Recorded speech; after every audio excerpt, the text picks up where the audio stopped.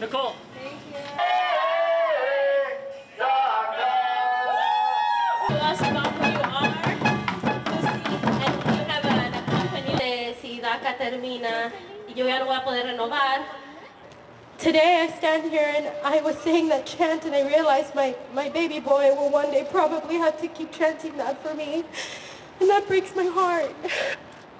It makes me very angry that they just think we're an idea.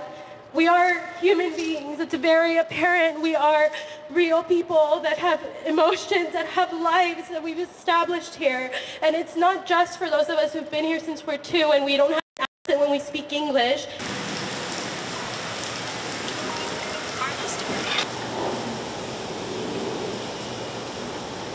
We are getting consistent federal rulings that only Congress can put DACA into place, and it is Congress that must act.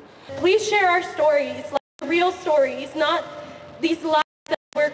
There are many, many people who are left outside the scope of this initiative, and the federal courts have been ruling against it.